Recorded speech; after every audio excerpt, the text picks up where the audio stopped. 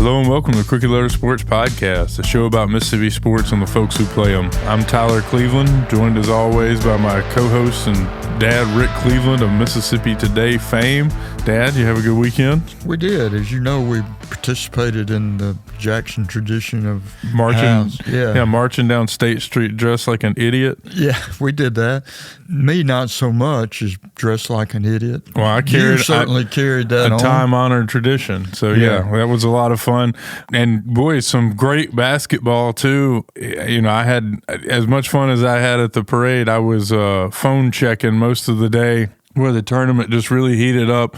And Ole Miss into the Sweet 16. Playing like champs. I mean, it's pretty ridiculous. I think it's the first time in, 24 years. And the second time in 3 years for the women. Yeah, the women got in.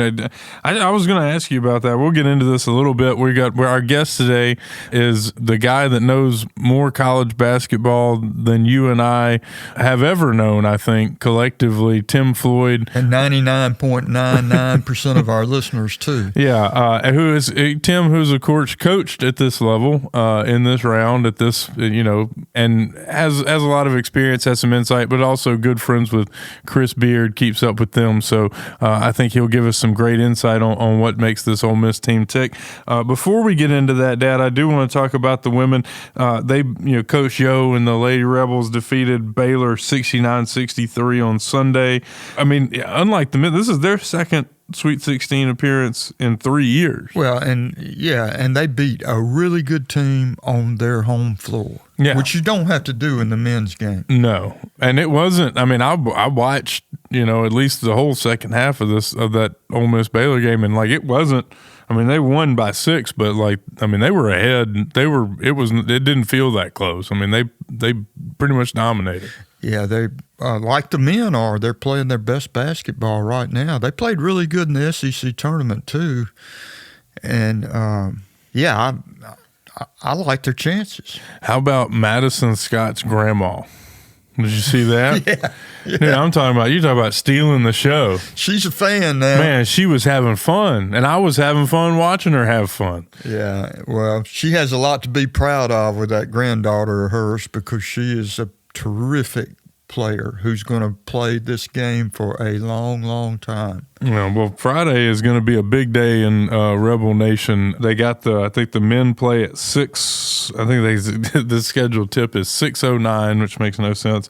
And then the women are at 9 p.m. They're taking on UCLA, who is 32-2 and by all accounts world beaters. But I mean, it's the tournament. Anything can happen. Yeah, I mean, we've already seen that anything can happen. But, I've always said, and our friend that we're going to have on the show here in a few minutes, Tim Floyd, has always told me, defense travels. Oh. And Ole Miss, in both the men and the women, they guard. They guard hard. And if you do that, you got a shot. Yeah, you need to guard hard when you're giving up 2 or 3 inches at every position, but we'll get into that with Tim a little bit. Let's get into it. Let's bring in our today's guest, Tim Floyd. Without further ado, let's bring in our returning champ, our good friend Tim Floyd. Tim, of course, had a long career in coaching. I would list everywhere you stopped, Tim, but I don't know if we have the time. It's Idaho, Iowa State, UNO, the Chicago Bulls, the New Orleans Hornets back in the day. Tim, thanks for joining us to talk a little basketball today. Yeah, it's good to be here. Good to be here, yeah. You missed a couple spots. Rick, what did he miss? Where else had I been? I don't know. I had you set up for a couple jobs you wouldn't take. I remember that. You sure they wouldn't take me? Yeah, the University of Texas, El Paso, and the University of Southern California were the other two. Yeah. In fact, we still got a couple guys playing that played at the University of Southern California in 2009. DeMar DeRozan, Nikola Vucevic, third, Taj Gibson, still active. So it's unbelievable. Those guys have had 16-year careers. Well, what do y'all want to talk about today? What do you think we want to talk about? We're going to talk about the Ole Miss Rebels and the NCAA Basketball Tournament. What our listeners may not know, Tim, is that you and you and Chris Beard are pretty close friends. In fact, you're the one that told me, I don't know, 3 or 4 years ago, maybe 5 or 6 years ago, to watch Chris Beard, that his teams really play the way you need to play the game. And y'all have remained close. I know that. And I know you keep close tabs on them. So let's talk first about this matchup with Michigan State. Okay. Yeah, I think Ole Miss has a shot. I mean, obviously Michigan State's great. I mean, they're Big Ten champs. And Tom Izzo. I think Chris is 1-0 against Tom Izzo.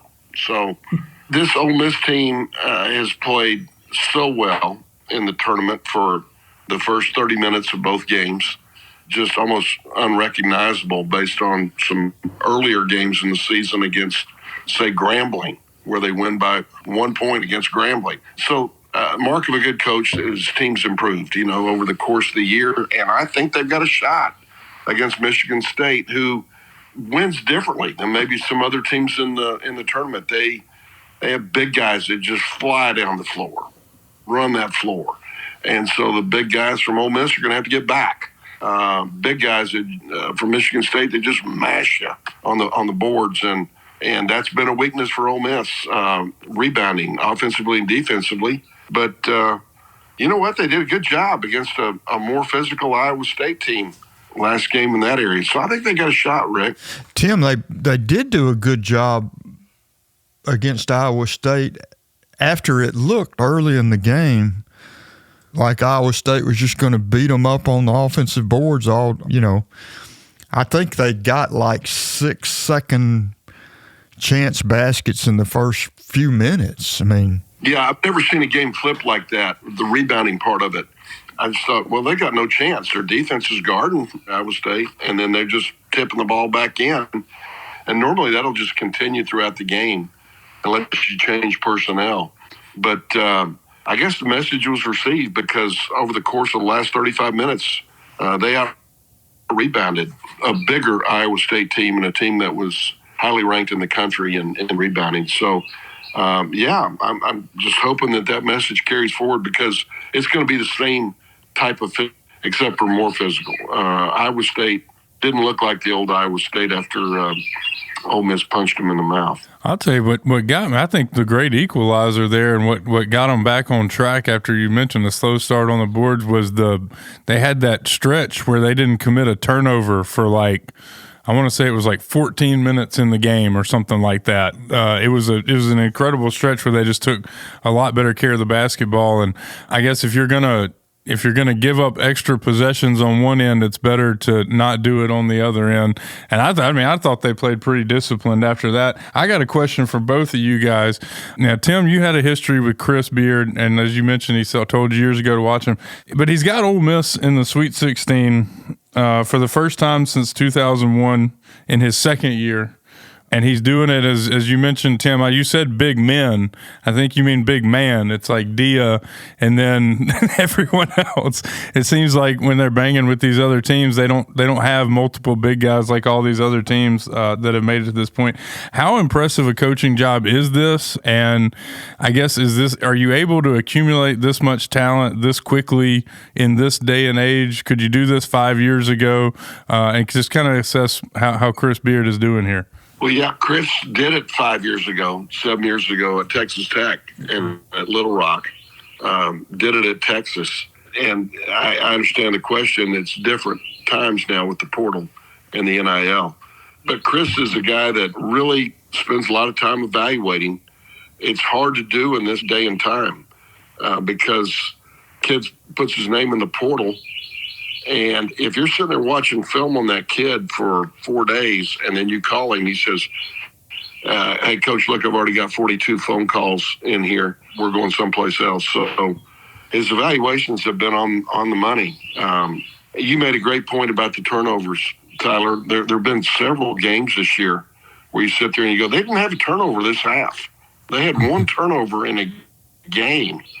I never had any teams that could resemble that, which speaks to discipline with these ball handlers, a lot of tough practices. He looks like a really nice guy on the sideline, but I have a sneaking hunch that the practices are are pretty demanding to get guys to value the ball the way they value the ball.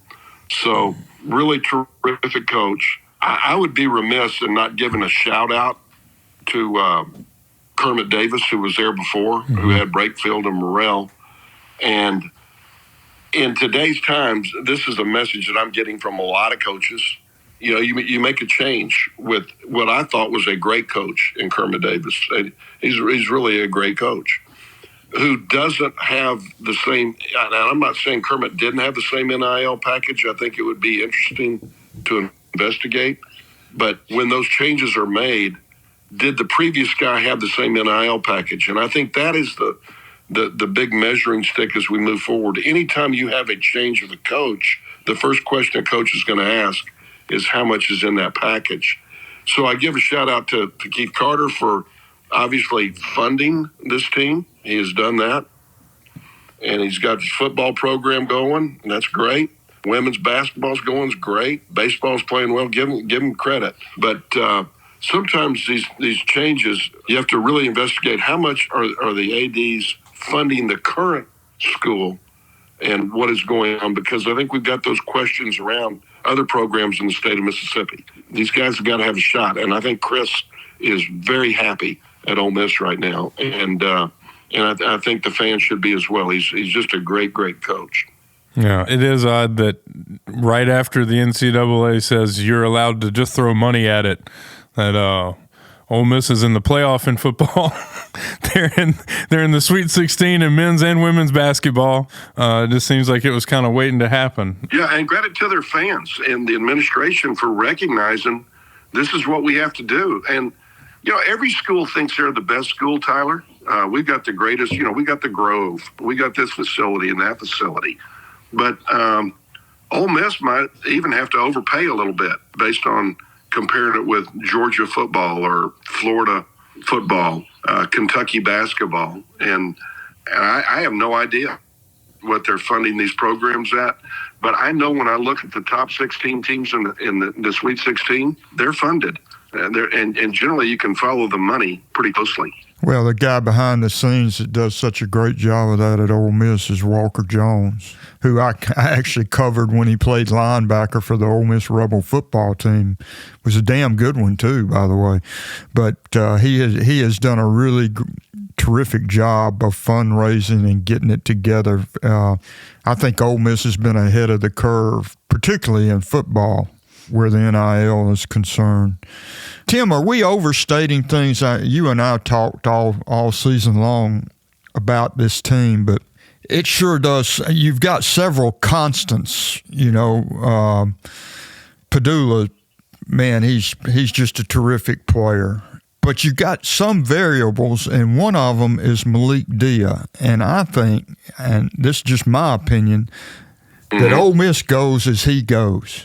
I mean, if he plays really well against Michigan State, I think they can win the game. If he doesn't play well, it's going to be really hard for them to match up with those big guys you're talking about at Michigan State. Rick, I think it's a great point. And he's a terrific offensive talent in terms of skill level. And his level of involvement in this game against Michigan State is going to be absolutely critical. Because their big guys are going to finish plays, and they are going to catch the ball in transition. But when the big fella Dia steps out there and knocks down that first three the other night, and it hits the front of the rim and the back of the rim and the backboard and then drops in, you had a feeling that he's liable to follow that up with a few more baskets, because he certainly appears to be a guy that gets influenced by his shot making early in a game. And I think he's a big that's as good as the other bigs that we're going to see in the following 16 games. And you know, that's the point I want to throw out there too. In this era where they talk about positionless basketball and a two guards a one guard and a three man's a one player, and then we got point forwards, all that bull. And then we don't play through the post. You watch the Golden State Warriors, and everybody's got five out. Isn't it interesting how late games, everybody's driving the ball to the paint, and these teams that are still playing have a big guy that you can throw it to on the block. Big guys want to be guards. They want to stay out there with the fleas and shoot the threes. And the guards, they want to fire up threes. So you got nobody playing in the post. But the teams that are playing late have got a big guy. Again, it's a return to playing through the block. And I think it started last year with the UConn-Purdue final where you had Zach Edey and the big guy from UConn. And coaches are starting to throw it in there again and drive it in there again late and tell the analytics guy to stick it. We don't want to hear from you about the contested twos, because I'm so tired of hearing about the analytics guys. And here's my question. Where are the analytics guys? Where are the analytics guys when things go bad? When they shoot 55 threes and they make 6 of them. Well, do the analytics guys go to bed at night and just lay their head on the pillow and say, well, you know what? We told them the right thing. It just didn't work out tonight. But these coaches are coaching with their gut again, and I really like what I'm seeing of the college game right now. Sorry for getting off on these tangents, but guys, nobody asks me these questions anymore. I've been retired for 7 years.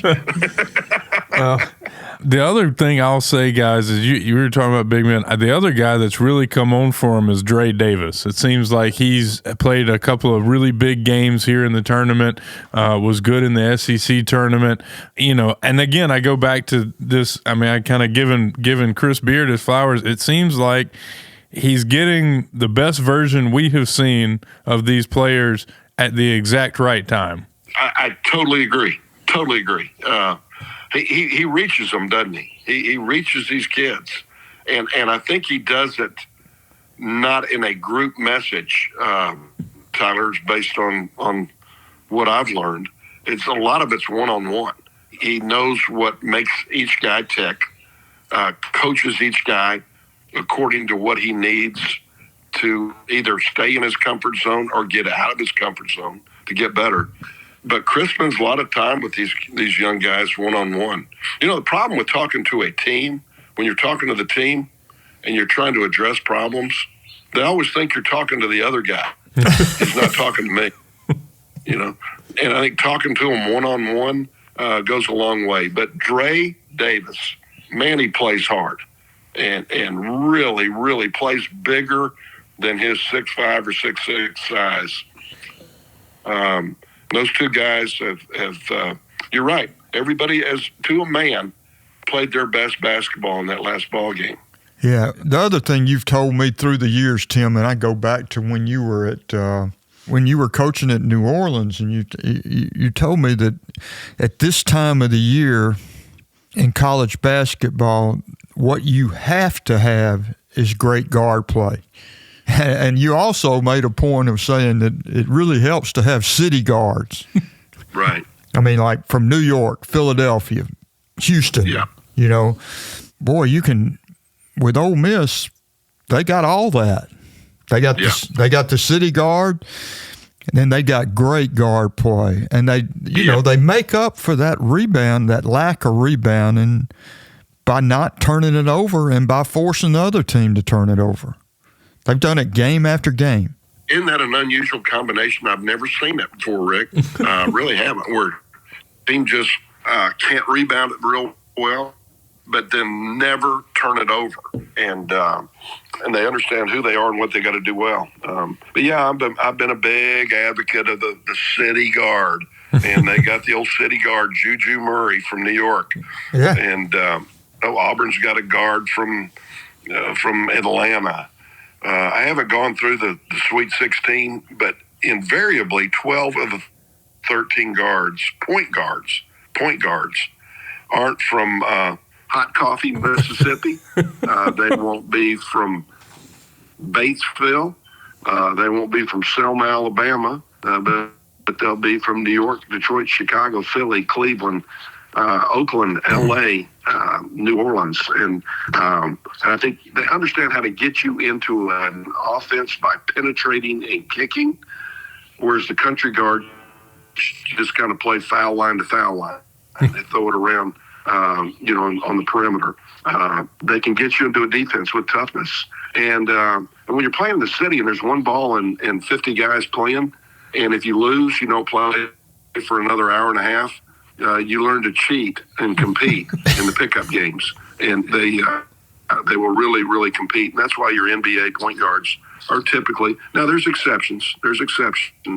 But for the most part, from the city. And I think Chris understands every single aspect of it. And it's going to be fun to watch here down the stretch. Who's got the best guards and who's going to play through the post. Well, Tim, I appreciate you being on the show this morning. I don't know why hot coffee is catching stray bullets, but we're always appreciative of your time.